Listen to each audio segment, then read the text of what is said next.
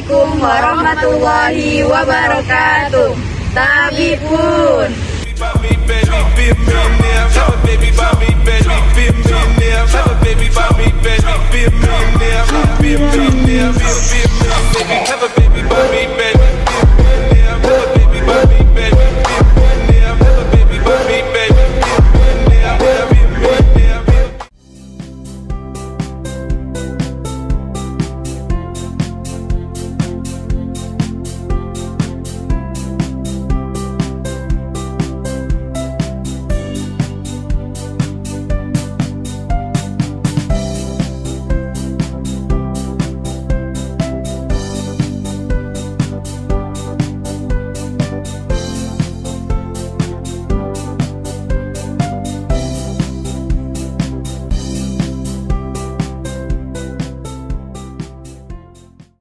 Aduh banget, masih pusing banget.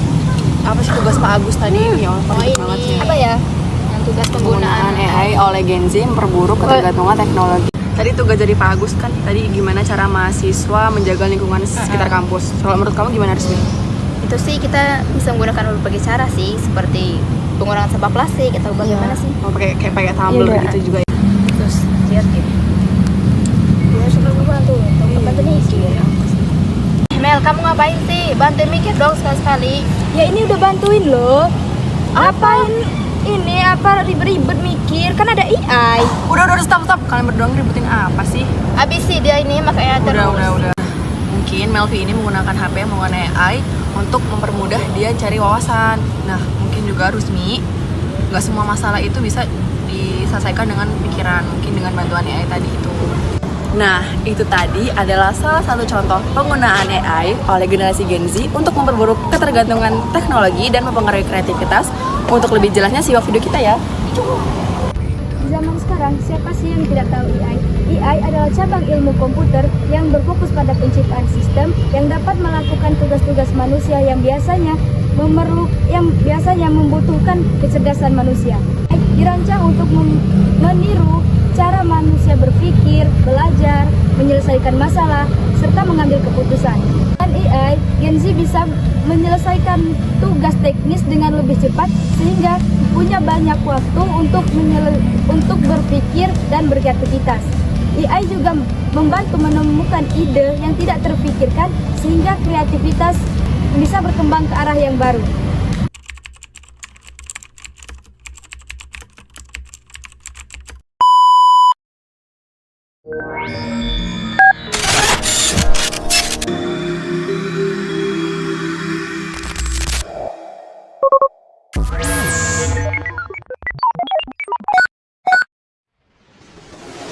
Kali ini kita bakal bahas tentang generasi Z, yaitu penerus generasi milenial.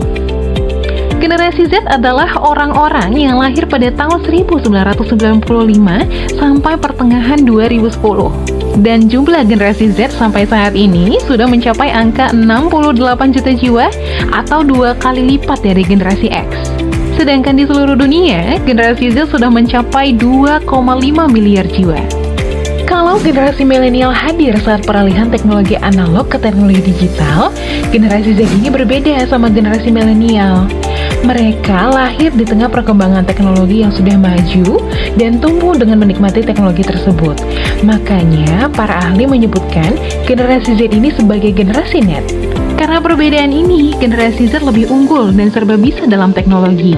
Selain itu, generasi Z jauh lebih cakap dan awas terhadap sisi negatif teknologi. Sementara milenial rawan terkena efek negatif teknologi seperti hoax karena tumbuh di zaman transisi teknologi. Menurut pakar psikolog yang mendalami perkembangan generasi, Zin Tuengi menyebutkan kalau generasi Z ini nggak bisa disamakan dengan generasi milenial. Kok begitu sih? Karena generasi Z punya karakteristik yang berbeda, geng. Nah, seperti apa sih karakteristik generasi Z ini? Pertama adalah digital native. Generasi Z lahir dalam situasi perkembangan teknologi dan tumbuh dengan dunia digital. Jadi, sedari kecil sudah terkoneksi secara digital. Yang kedua, generasi Z ini ambisius untuk mencapai kesuksesan. Sebab, mereka tahu apa yang dimau. Tumbuh dalam dunia digital memudahkan generasi Z untuk mengakses berbagai informasi termasuk tentang karir dan hidup. Ketiga adalah serba instan. Generasi Z jauh lebih instan daripada generasi milenial. Jadi, generasi ini biasanya cenderung untuk mengesampingkan proses. Dan yang keempat adalah generasi berjiwa bebas. Tumbuh dalam keadaan bebas berpendapat melalui berbagai media bakal menyulitkan mereka untuk berada dalam dunia otoriter. Kelima, generasi Z ini adalah generasi yang positif. Menurut Zintueni, generasi Z ini jauh lebih sehat ketimbang generasi milenial. Generasi Z cenderung lebih optimis dan percaya diri. Terakhir, generasi Z adalah generasi yang kritis dalam berbagai hal. Bahkan saking kritisnya, generasi Z nggak gampang kena hoax. Mereka terbiasa dengan berbagai informasi cepat dan tahu bagaimana memilih informasi yang benar. Beda banget sama generasi milenial yang lebih gampang tersulut emosinya oleh berita hoax. Walaupun begitu, bukan berarti generasi Z lebih baik daripada generasi milenial. Setiap generasi di zamannya punya kelebihan masing-masing ya, geng. Saat ini masyarakat sudah memasuki era segala sesuatu yang bersifat otomatis sehingga terhubung dan serba cerdas. Pada penggunaan teknologi sehari-hari, Anda akan berhadapan dengan teknologi artificial intelligence tanpa disadari. Google Maps, Siri, Spotify, YouTube, dan berbagai aplikasi yang sering Anda gunakan memanfaatkan AI untuk menjalankan fungsinya. Artificial Intelligence yang dalam bahasa Indonesia berarti kecerdasan buatan adalah sebuah ilmu bagaimana mengaplikasikan untuk bisa mendesain sebuah sistem, mesin, dan program yang dapat meniru kecerdasan manusia. Secara teori, AI mampu meniru apapun yang bisa dilakukan oleh manusia. AI saat ini menjadi tren yang terus mengalami peningkatan. AI membuat setiap proses menjadi lebih baik, lebih cepat, dan lebih akurat. AI juga bertujuan untuk membantu mengelola jaringan kompleks, individu, perusahaan, negara, dan bangsa yang saling berhubungan agar AI berfungsi dengan cara yang bermanfaat bagi seluruh umat manusia. Berikut aplikasi AI dalam kehidupan sehari-hari. Belanja online. AI digunakan dalam platform belanja online untuk memberi rekomendasi yang telah disesuaikan untuk pengguna berdasarkan sejarah pencarian dan riwayat pembelian sebelumnya. Asisten pribadi digital. Ponsel cerdas menggunakan AI untuk menyediakan layanan yang dipersonalisasi. Asisten AI dapat menjawab pertanyaan dan mengatur pengguna dalam mengatur rutinitas harian mereka dengan mudah. Mesin penerjemah. Perangkat lunak penerjemahan bahasa yang berbasis AI menyediakan terjemahan, subtitle, dan deteksi bahasa yang membantu pengguna untuk memahami bahasa lain. Contoh kecerdasan buatan yang kerap ditemui dalam kehidupan sehari-hari diantaranya Google Maps, aplikasi perjalanan online, Uber, Gojek, Grab, pengenalan wajah, fitur voice to text, pemeriksa plagiasi, Facebook Watch, rekomendasi pertemanan Facebook, Siri, Alexa, Google Assistant dan asisten pintar lainnya, self-driving cars, robo-advisor, bot percakapan, filter spam email, rekomendasi Netflix dan platform live streaming lainnya. Di zaman sekarang, siapa yang tidak mengenal AI? AI di kalangan Gen Z itu sudah biasa atau sudah familiar. Zaman sekarang, di dunia pendidikan, mahasiswa banyak menggunakan AI untuk menyelesaikan masalah. Menggunakan AI itu tidak masalah, tetapi harus digunakan dengan bijak, karena terlalu sering menggunakan AI dapat menimbulkan dampak-dampak negatif. Yang pertama, ketergantungan terhadap teknologi. Yang kedua, menimbulkan rasa malas. Yang ketiga, minimnya keterampilan dasar. Dan yang keempat, itu kita akan menghadapi soal-soal yang manual. Karena mahasiswa banyak menggunakan aplikasi yang namanya ChatGPT. Di ChatGPT tersebut kita bisa mencari jawaban-jawaban yang sederhana. Itu membuat kita untuk malas berpikir. Apa sih yang tidak bisa dijawab oleh ChatGPT? Semuanya bisa dijawab. Namun, di ChatGPT tersebut kita hanya bisa meng-copy paste, tidak mengerti apa yang kita tulis dan tidak mengerti apa yang kita pahami dari jawaban tersebut. Karena di ChatGPT semuanya bersifat otomatis. Dampak tersebut bisa kita atasi dengan cara mengikuti pendidikan digital. Karena dengan mengikuti pendidikan digital, kita akan belajar bagaimana cara memahami AI, bagaimana cara menggunakan AI dengan bijak, kapan AI harus digunakan. Ingat, AI itu sebagai alat pendukung atau pembantu, bukan sebagai alat pengganti atau menyelesaikan. Jangan terlalu sering menggunakan AI ya teman-teman.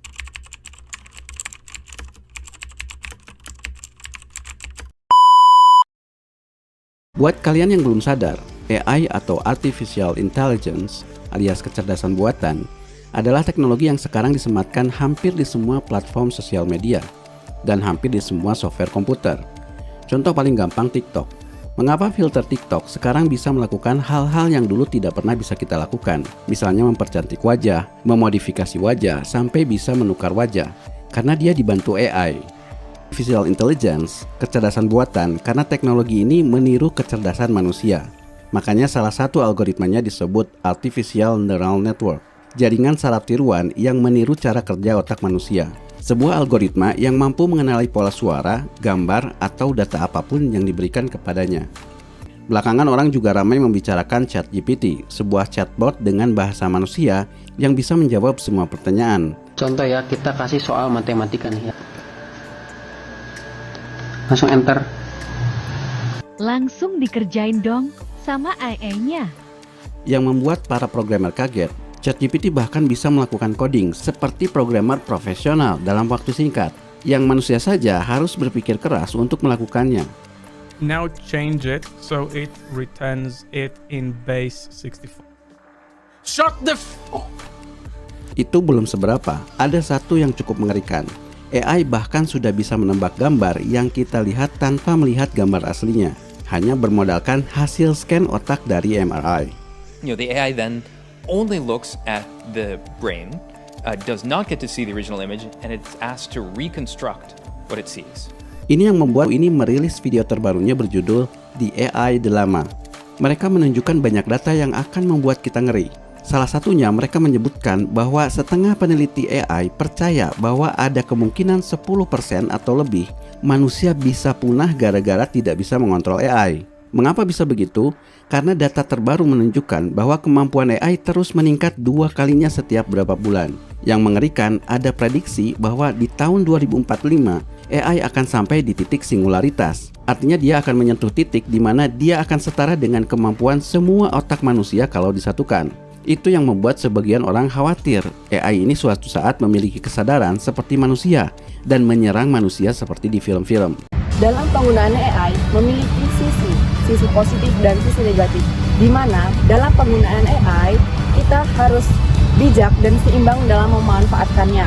Karena dalam penggunaan AI kita tidak mungkin menutup mata rapat-rapat dalam kecanggihan teknologi yang sekarang lebih maju ini. Kita harus memaksimalkan potensi tanpa kehilangan kreativitas dan keterampilan dalam berpikir kritis dan kreatif. Yang dimana kita harus memanfaatkan AI, karena AI kita harus menganggapnya sebagai alat bantu saja, bukan pengganti. Meskipun AI dapat meningkatkan efisiensi dan produktivitas, kita sebagai generasi Z tidak boleh bergantung pada AI sepenuhnya. Kita harus mengintegrasikan AI sebagai alat bantu mengambil keputusan, tapi tetap mengedepankan tentang intuisi manusia, empati, dan pengalaman pribadi. Dengan cara ini, kita dapat menciptakan keseimbangan yang sehat antara inovasi dan keaslian, yang dimana kita sebagai generasi Z, kita harus pintar membolak-balikan mana yang positif dan mana yang negatif. Kita harus memastikan bahwa teknologi itu memiliki fungsi untuk meningkatkan kualitas hidup tanpa mengurangi peran manusia dalam proses tersebut. Teman-teman, AI adalah sebagai alat bantu, bukan pengganti. Wassalamualaikum warahmatullahi wabarakatuh.